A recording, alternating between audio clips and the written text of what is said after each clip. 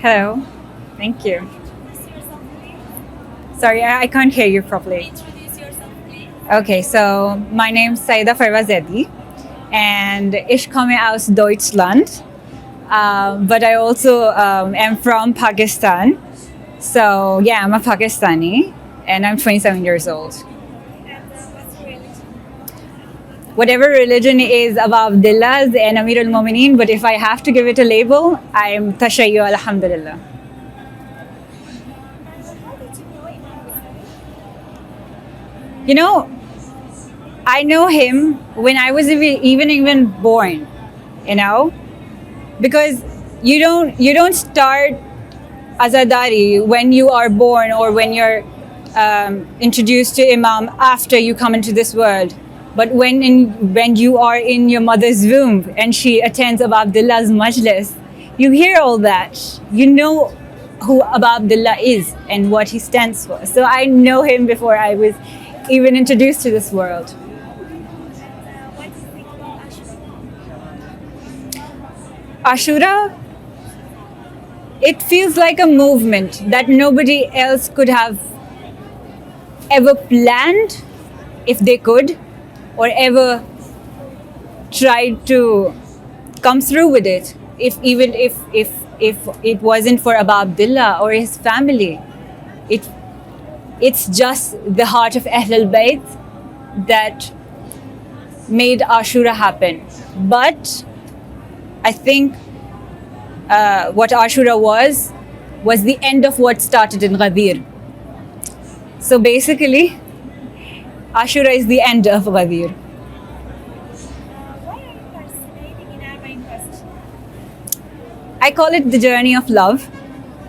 I'm here to meet my beloved. And if you're not covered with dust while you're meeting your beloved, have you heard of the story of Majnun when he was wandering the streets to meet Layla? He was all covered in dust and bruises, but he knew when he would see that one person, it will all be worth it. I knew. And I know when I would see the Gumbad of Aba Abdullah, it will feel like home, like I'm home. Yeah. How many times have you participated so far? It's my first time. It is. And I'm extremely, I don't know, do you call it nervousness, anxiety, or am I not prepared to meet my beloved? Will he like me? What's your aim? Just to tell him that I love him. Just that. And for him to know that even after my last breath, even if I'm cut 1,000 times and stabbed 1,000,000 times, Aba Abdullah would still be there for me, even if I have to sacrifice my parents for him. I mean, what else? According to Imam Hussein, that said, a person like me wants to pay allegiance to a person like Yazid. Who do you think the Yazids of the time are? Well, should I name them? Because I can. I mean, whoever goes against the values of humanity stands with Yazid.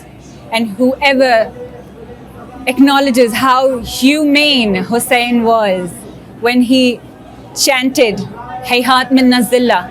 Hayhat minna zillah is not just for Muslims, is it? It's for the whole humanity.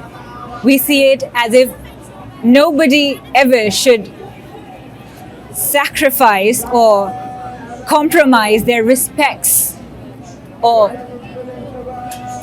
kneel down to the tyrant of the world. Janab Zainab told us so too. So yeah, whoever goes against it. In your opinion, what's the message of this gathering to the other stations like Yemen, Myanmar, Kashmir, and others? It's a process. I would just say, honey, just wait a little bit. We are preparing for you. Imam Zaman is on his way. And we're all getting gathered up so we can just rise up above and beyond. Having the experience of this year's procession, would you participate in the next one? Absolutely. Even, I mean, if I'm alive, why not? You know, this is the first experience of my life that I felt. I've been to several places like Switzerland or Italy, and I've seen nature, and it gives me the sense of calm. But here, can you feel the heat? It's so hot, yet people are walking towards Abdullah with their children, with their parents, with their bruised feet. This is what Jannat is for me. Why wouldn't anybody would ever want to be in Jannat? Yeah. So. And how do you feel the presence of Imam Mahdi in this world? I feel his presence in everybody. I feel his presence when I see the eyes of a Zair just waiting to get a glimpse of the Gumbat of Abdullah. Because Imam Mahdi himself he's restless. He wants to meet him. He wants to avenge his blood. And when I see the eyes of Zair, Imam Hussain, I see Imam Mahdi preparing, yearning. In the real, which one of the characters in Ashura resemble or would you like to see? Janab Zainab? I was the first person in my family to come abroad and study on my own independently.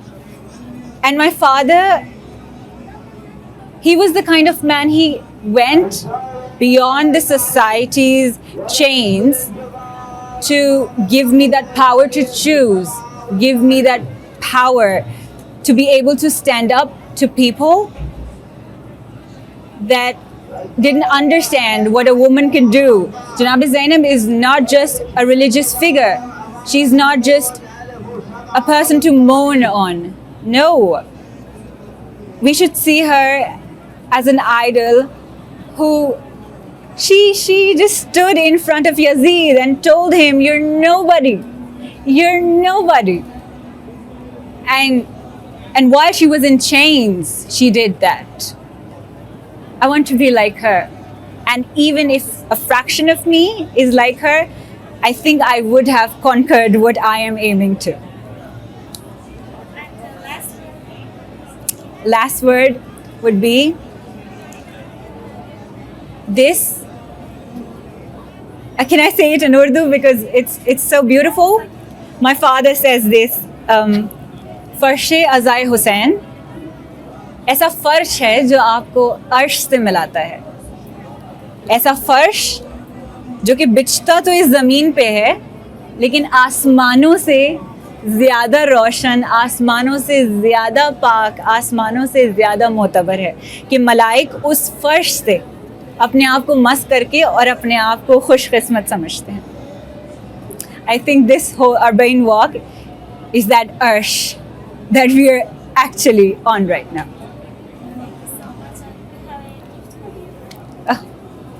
Oh my God. Thank you. Thank you. I'd like to open it. Can I? Okay.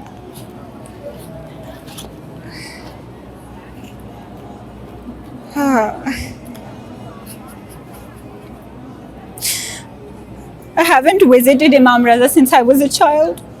I miss that. Thank you. Thank you so much.